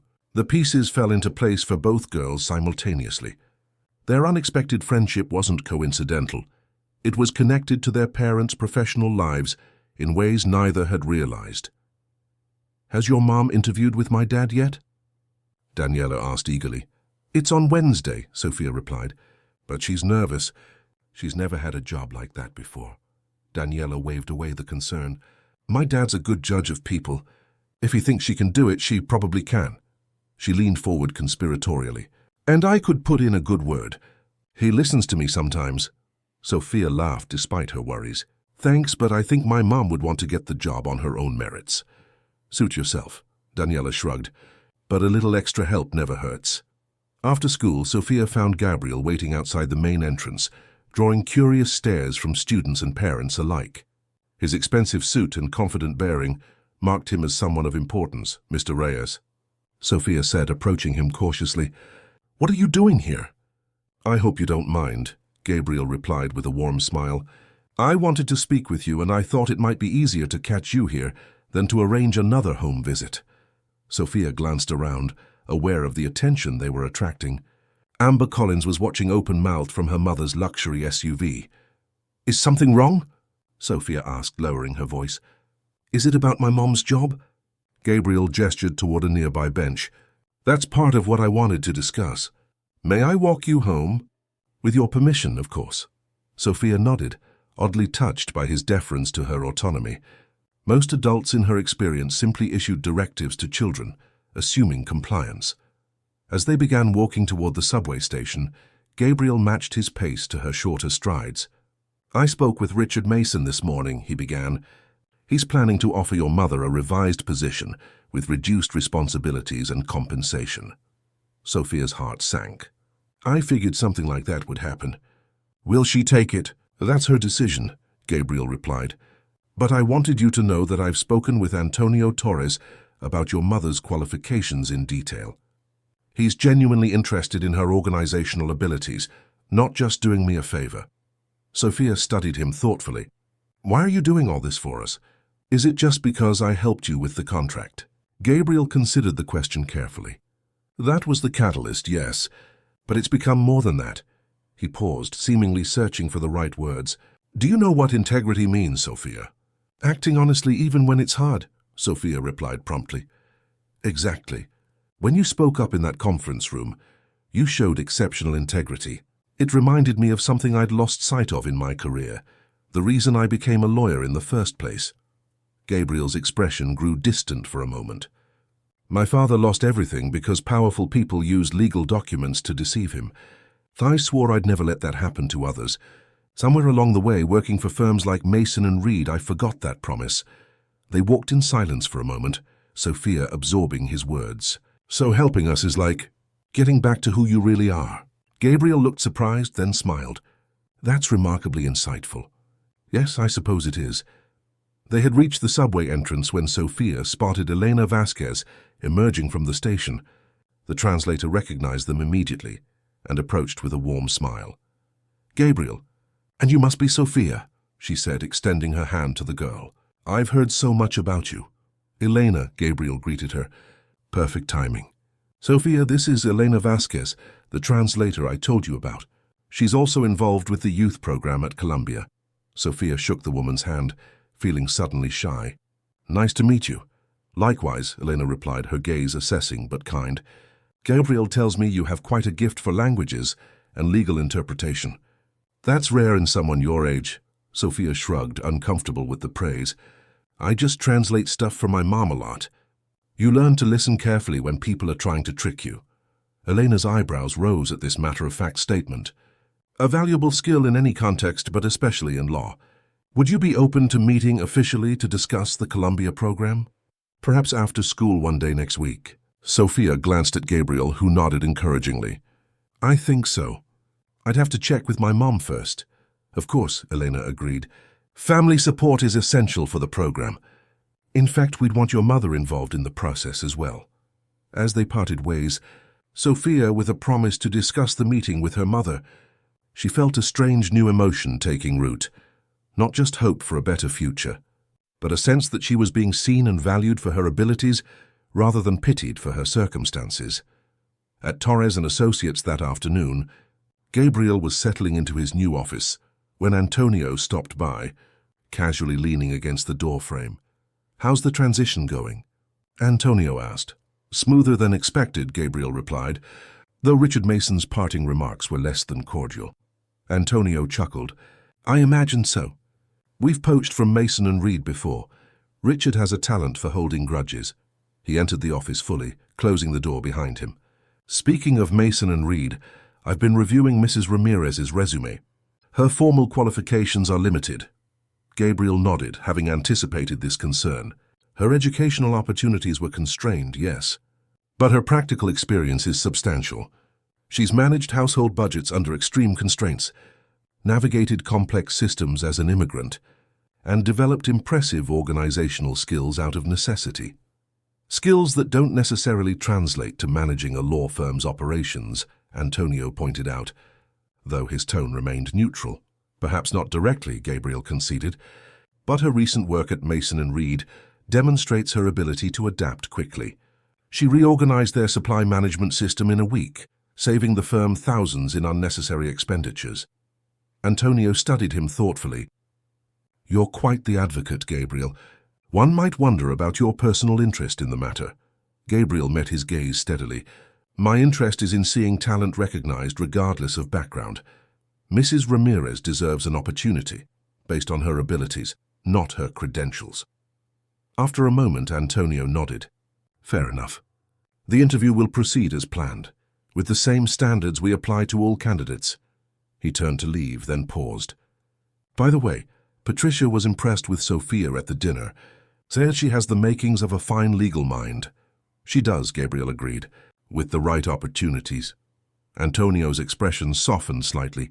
My father was a taxi driver in Bogota before he saved enough to open his own business. I understand the value of opportunity, Gabriel. Perhaps better than you think. As the door closed behind Antonio, Gabriel felt a tension he hadn't realized he was carrying begin to ease. The path forward for both Sophia and Lucia would have challenges, but for the first time, he believed those challenges might lead to growth rather than mere survival.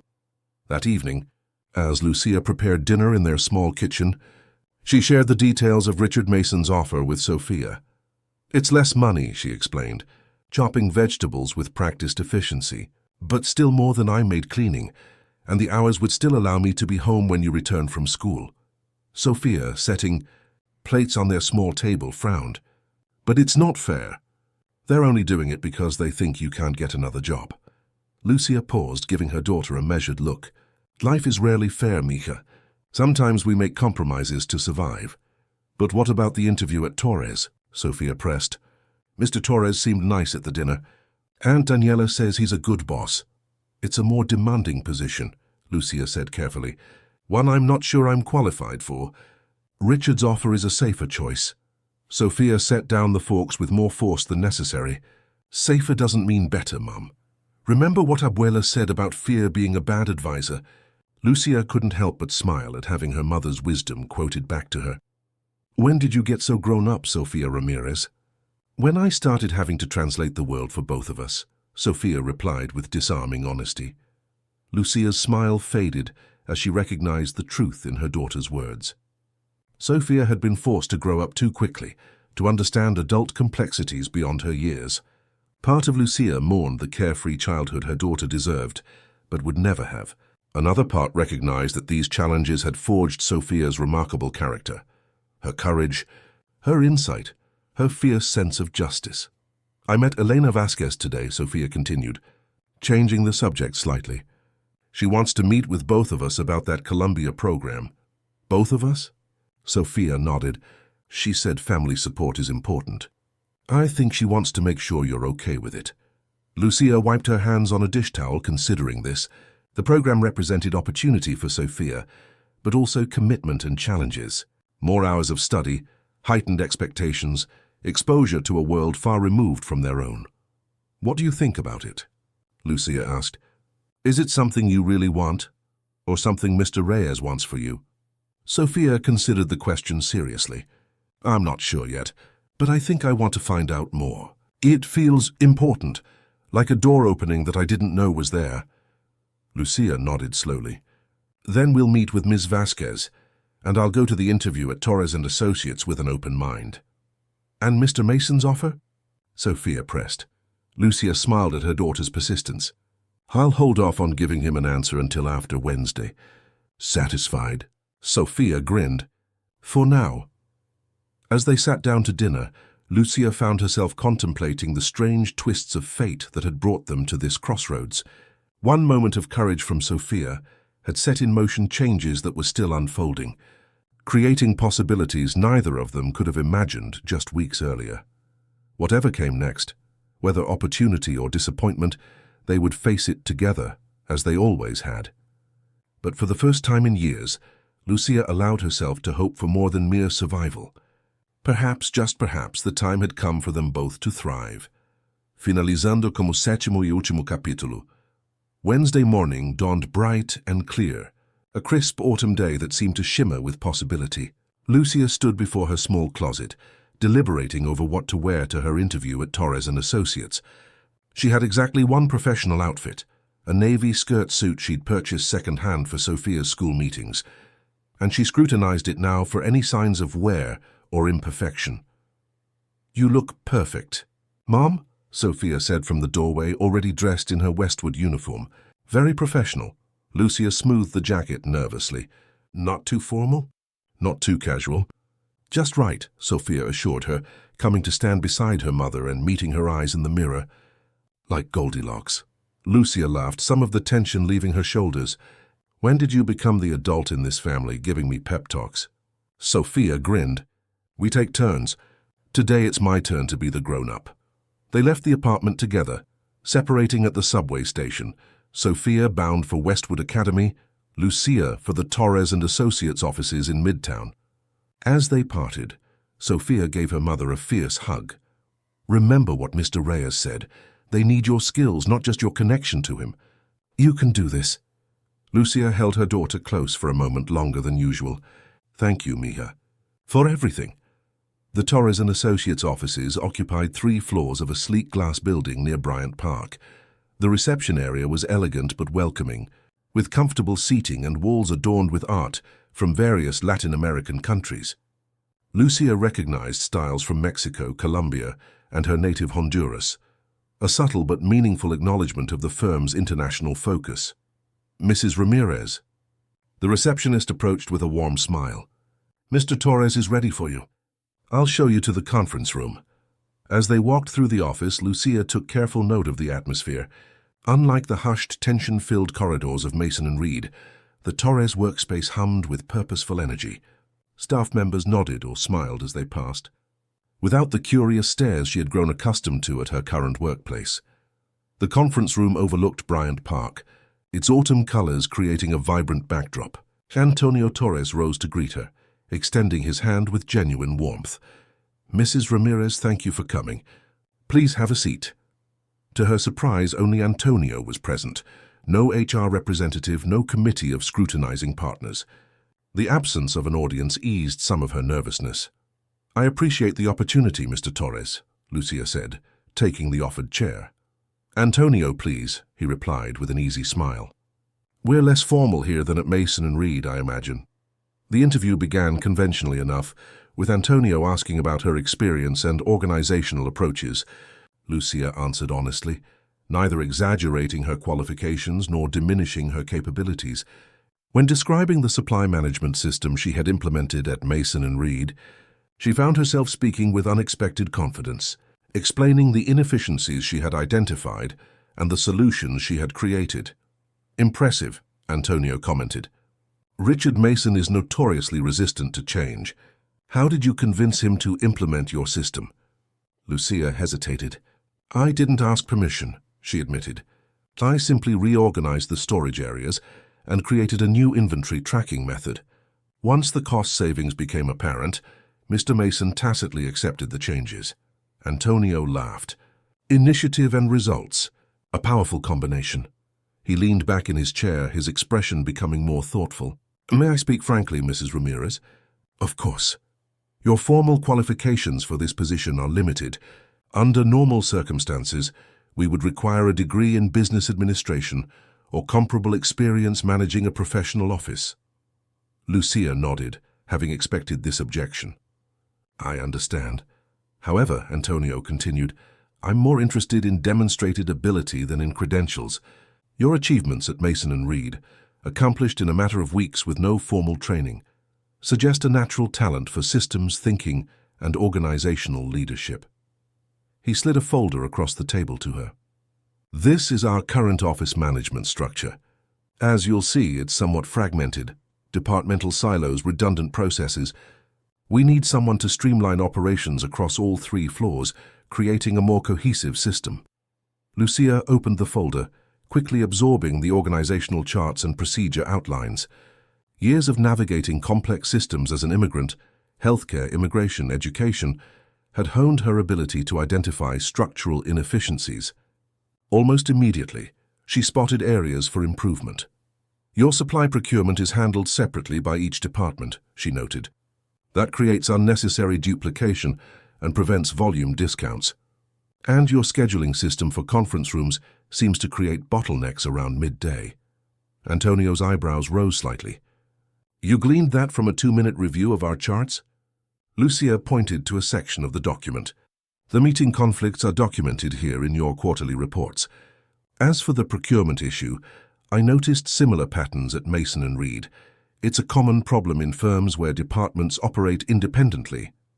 The interview shifted then, becoming less an evaluation and more a collaboration as they discussed potential improvements to the firm's operations. Lucia found herself sketching ideas on a notepad, explaining how centralized systems could improve efficiency while still allowing for departmental autonomy. "Mrs. Ramirez," Antonio said, after nearly an hour of discussion, "I'm impressed, genuinely impressed. Your practical knowledge compensates for any gaps in formal education." Lucia felt a flutter of hope. "Does that mean—" "It means I'd like to offer you the position of operations manager," Antonio replied, "with the understanding that we would support your professional development through management courses at NYU's continuing education program." The offer took Lucia's breath away. Not only was he offering her the job, but educational opportunities as well. The salary he named was higher than even her original position at Mason & Reed, substantially higher than Richard Mason's reduced offer. "This is very generous," Lucia said carefully. "May I ask why? Is it because of my connection to Gabriel Reyes?" Antonio considered her question with respect, rather than offense. "Gabriel's recommendation got you this interview, yes. But the offer is based entirely on what I've seen today. You have a rare combination of practical intelligence, work ethic, and perspective that comes from navigating complex systems from the bottom up." He leaned forward, his expression earnest. "Let me tell you something, Mrs. Ramirez. My father was a taxi driver in Bogotá before he built his own business. He had no formal education, but he understood systems and people in ways no university could teach. I learned to value that kind of intelligence. It's not found in degrees or credentials, but in life experience and natural ability." Lucia felt a weight lifting from her shoulders, the burden of doubt and insecurity she had carried throughout her professional life. Here finally was someone who saw her capabilities rather than her limitations. "I would be honored to accept the position," she said with quiet dignity. Antonio smiled broadly. "Excellent. When can you start?" "I need to give notice at Mason & Reed," Lucia replied. 2 weeks would be standard. "Of course, though I suspect Richard Mason might prefer a shorter transition once he learns you're joining us." As if on cue, Lucia's phone buzzed with a text from Melissa Winters. "Mr. Mason expects your answer regarding his offer by end of day." Lucia showed the message to Antonio, who chuckled. "Timing is everything. Shall we draft your resignation letter now? Our HR team can help with the transition." Meanwhile, at Westwood Academy, Sophia was finding it difficult to concentrate on her mathematics lesson. Her mind kept drifting to her mother's interview, wondering how it was progressing. When the lunch bell rang, she gathered her books slowly, lost in thought. "Earth to Sophia," Zoe called, waving a hand in front of her face. "You've been spacing out all morning. Is everything okay?" "Just worried about my mom," Sophia admitted as they walked toward the cafeteria. "She has a big interview today." "With my dad's firm, right?" Daniela asked, joining them. "I'm sure she'll do great. My dad was impressed with her at dinner." Sophia appreciated their support but couldn't shake her anxiety. So much depended on this interview, not just her mother's job prospects, but potentially their entire future trajectory. If Lucia secured this position, they might eventually afford a better apartment, perhaps even in a neighborhood closer to Westwood.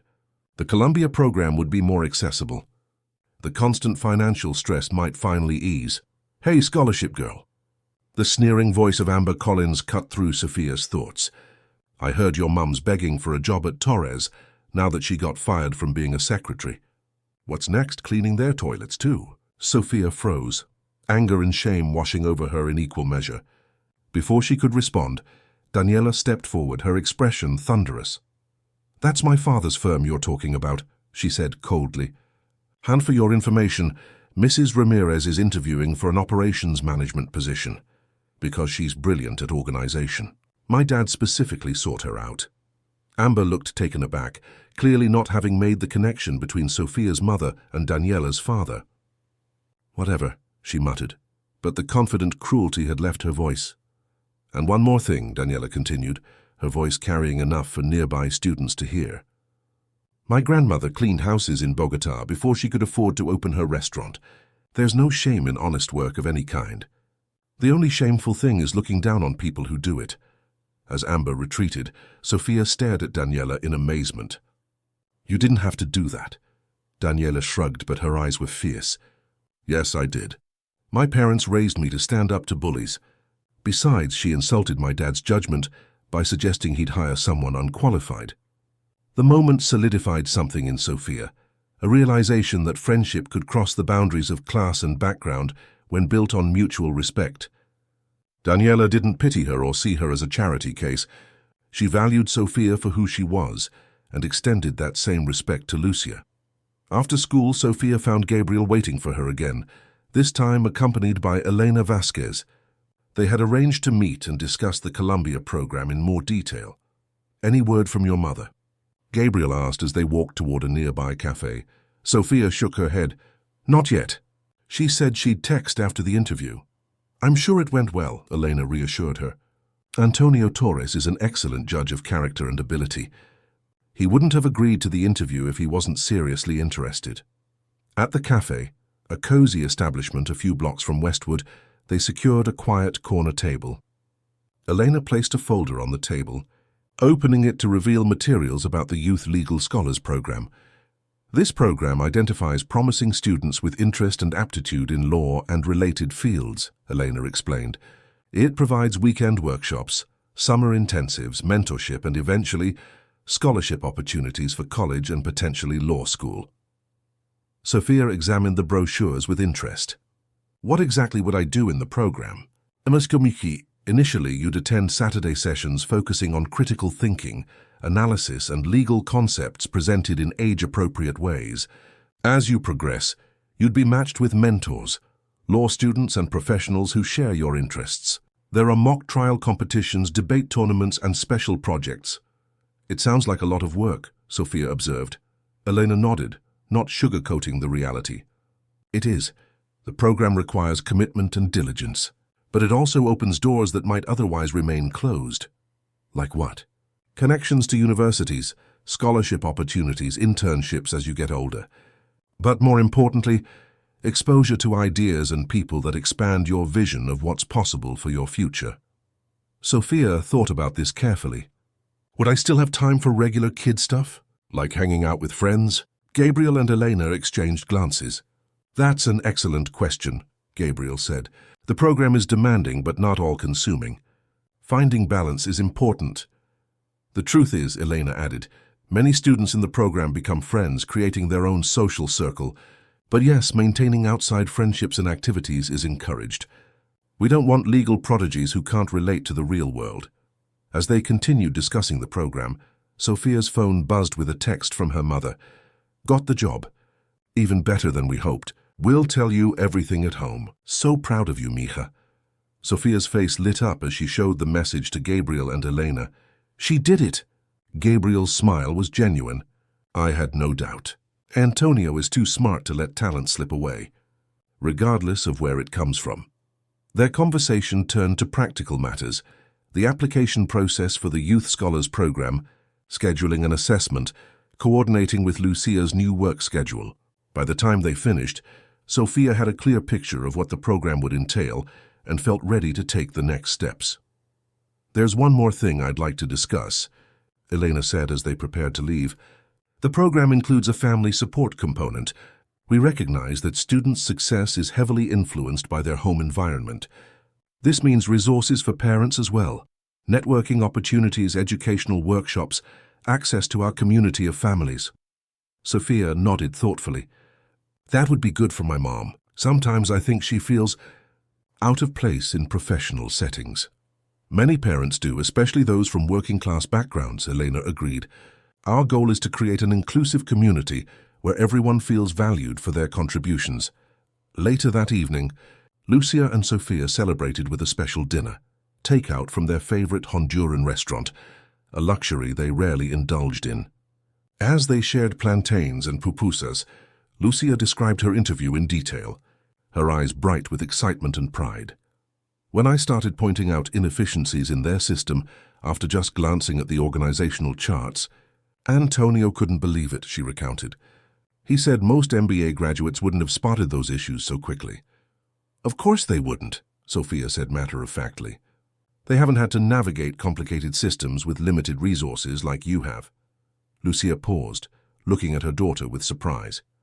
That's almost exactly what Antonio said. That my experience navigating systems from the bottom up gave me insights others wouldn't have. Sophia grinned. Great minds think alike.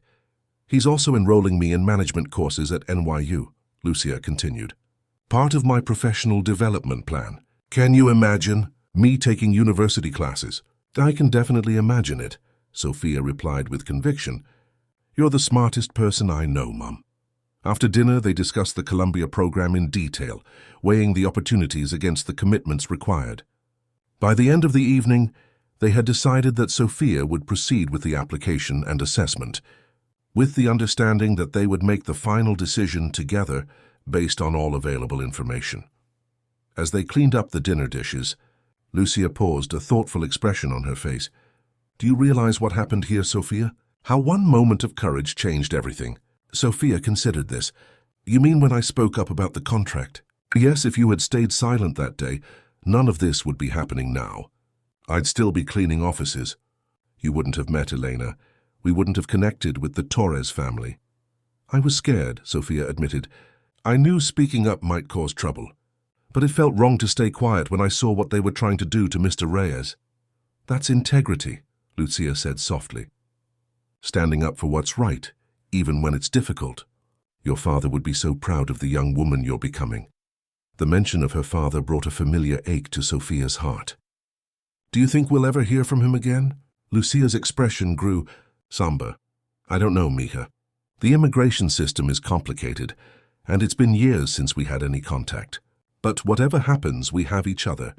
And now we have new friends, new opportunities. The following Monday brought significant changes. Lucia submitted her formal resignation to Richard Mason, who received the news with poorly concealed anger. Torres and Associates, he said with disdain. I might have known Gabriel would poach you as well. I suppose you think you're qualified for whatever position they've created for you? Operations manager, Lucia replied evenly. And yes, Mr. Mason, I believe I am qualified. My work here has proven that. Richard's eyes narrowed. This firm gave you an opportunity when you had nothing but a mop and cleaning supplies. Some might consider your departure ungrateful. Lucia straightened her shoulders, meeting his gaze directly. I'm very grateful for the opportunities I've had here, Mr. Mason, but gratitude doesn't require accepting less than I'm worth. Torres and Associates sees my value. I hope someday Mason and Reed will recognize the value in all its employees, regardless of their backgrounds. As she turned to leave, Richard called after her. You'll find Antonio Torres isn't the Saint Gabriel has made him out to be. The legal world is ruthless, Mrs. Ramirez. Don't be surprised when you discover that. Perhaps, Lucia acknowledged. But I'd rather take my chances with those who've shown me respect from the beginning. Across town, Gabriel was settling into his new role at Torres and Associates, reviewing cases and meeting with clients. His office door opened to reveal Antonio, looking pleased with himself. Lucia Ramirez accepted our offer, he announced. She starts in 2 weeks, Gabriel smiled. I'm not surprised. She's exactly what the firm needs to streamline operations. I agree, Antonio said, taking a seat across from Gabriel. Though Richard Mason called me personally to accuse me of predatory hiring practices. Apparently, we've stolen his valuable administrative asset. The same asset he tried to demote and reduce in salary the moment I announced my departure, Gabriel pointed out. Richard's hypocrisy knows no bounds. Antonio leaned back in his chair, regarding Gabriel thoughtfully. You know, when you first approached me about leaving Mason and Reed, I assumed it was primarily about the Rivera contract situation. But it's more than that, isn't it? This whole experience with the Ramirez family has affected you deeply. Gabriel didn't deny it. It reminded me of why I became a lawyer in the first place. Not for billable hours or corner offices, but to protect people from legal manipulation and exploitation. Sophia and Lucia Ramirez helped me rediscover my purpose. Purpose is powerful, Antonio agreed, more sustaining than ambition alone. He stood to leave, then paused at the door. By the way, Elena tells me Sophia is a prime candidate for the Youth Scholars program. The initial assessment was extremely promising. Gabriel nodded, unsurprised but pleased. She has a remarkable mind. With the right opportunities, there's no limit to what she could achieve. The same could be said for her mother, Antonio observed. Sometimes all people need is a door held open long enough for them to walk through on their own power. 6 months later, on a bright spring afternoon, Lucia Ramirez stood at the podium in a conference room at Torres & Associates, presenting her comprehensive analysis of the firm's operational efficiency to the partnership committee. Her confidence was evident as she explained the improvements she had implemented and the measurable results they had produced. As you can see from these metrics, she concluded, the centralized scheduling system has reduced conference room conflicts by 68%, while the new procurement process has generated cost savings of approximately 22% across all departments. Staff satisfaction with administrative services has increased from 61% to 89% according to our quarterly survey. The partners' approval was evident in their expressions and the questions that followed, thoughtful inquiries about next steps and potential expansions of her systems, rather than skeptical challenges to her authority.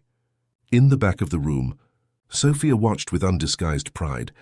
At 11, now in her second semester of the Youth Legal Scholars Program, she had developed a sophisticated understanding of professional environments and could appreciate just how remarkable her mother's transformation was.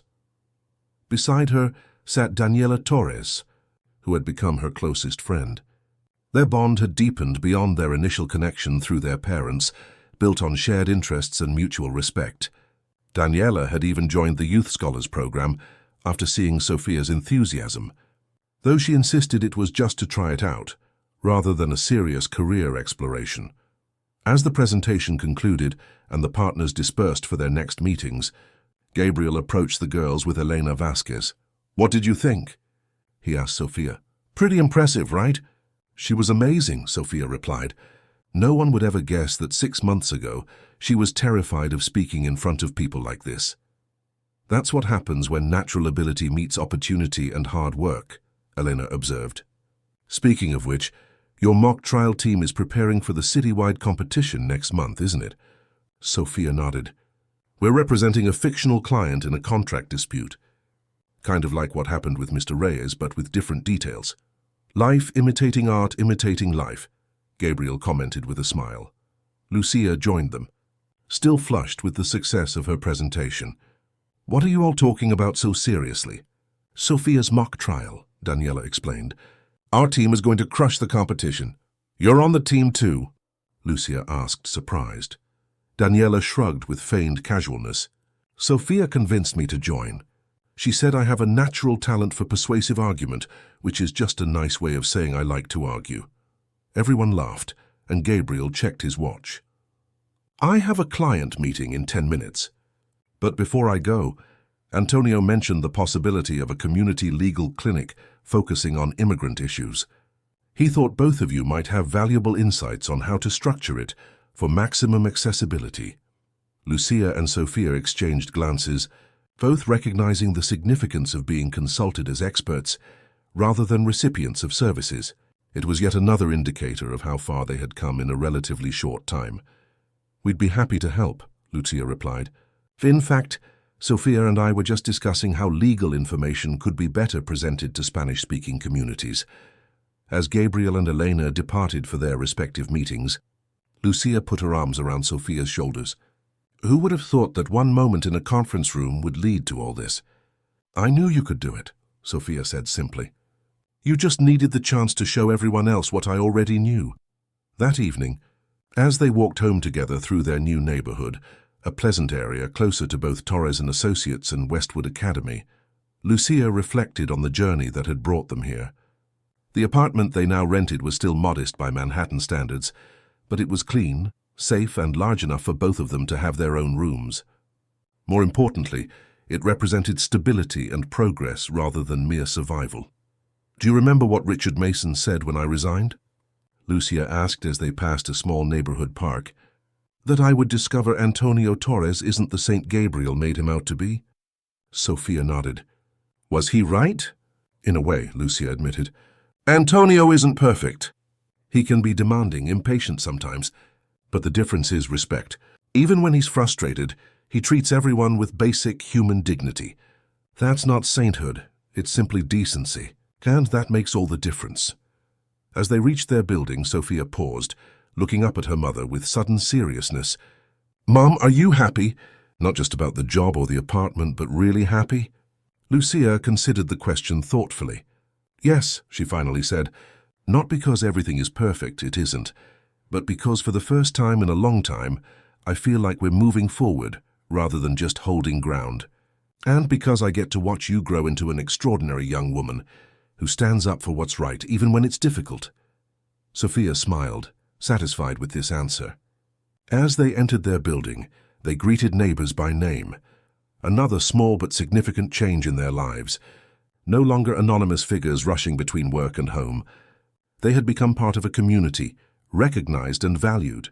Later that night, as Sophia worked on her mock trial preparation at her desk, a real desk in her own room, a luxury she still marveled at, she found herself thinking about the chain of events that had led them here. One moment of courage, speaking up when she saw injustice, had altered not just their lives but Gabriel's as well. The ripples continued to spread, affecting others in ways she was only beginning to understand. There was a soft knock at her door. Lucia entered with 2 mugs of hot chocolate, setting one beside Sophia's legal pad covered in notes. "Working hard?" Lucia asked, glancing at the mock trial materials. "Just finishing up," Sophia replied. "Our team meets tomorrow after school to practice our arguments." Lucia sat on the edge of Sophia's bed, sipping her chocolate thoughtfully. "I had a call from Elena today. She mentioned that as you progress in the program, there might be summer opportunities at Columbia's campus. Special workshops, even residential programs for the older students." Sophia looked up, excitement and apprehension mingling in her expression. "Like staying in the dorms? For how long?" "Just a few weeks," Lucia assured her. "It's still a year or 2 away for your age group, but Elena thought we should start thinking about it." The prospect was both thrilling and intimidating, a taste of the university environment that had once seemed as distant and unreachable as the moon. Now it was a concrete possibility, a path being laid before her step by step. "We've come a long way from that conference room, haven't we?" Sophia said quietly. Lucia nodded, reaching out to tuck a strand of hair behind her daughter's ear, a gesture from childhood that Sophia still allowed in their private moments. "And we still have a long way to go, but we're going there together, with friends beside us now." As Sophia returned to her notes and Lucia left to prepare for the next day, both felt the quiet certainty that had replaced the constant anxiety of their previous existence. The future remained unwritten, but they faced it now with confidence rather than fear, with allies rather than isolation, with opportunities born from that single moment when a young girl found the courage to speak truth to power. In that moment of integrity, something had been set right in the world, not just for them, but for everyone whose lives they touched. It was a reminder that justice often comes from unexpected voices, and that dignity and respect are not privileges to be granted, but rights to be claimed, even by those society might consider powerless. For Sophia and Lucia Ramirez, that lesson would continue to guide them forward, illuminating a path that led not just to success, but to something far more valuable, a life of purpose, meaning, and uncompromising integrity.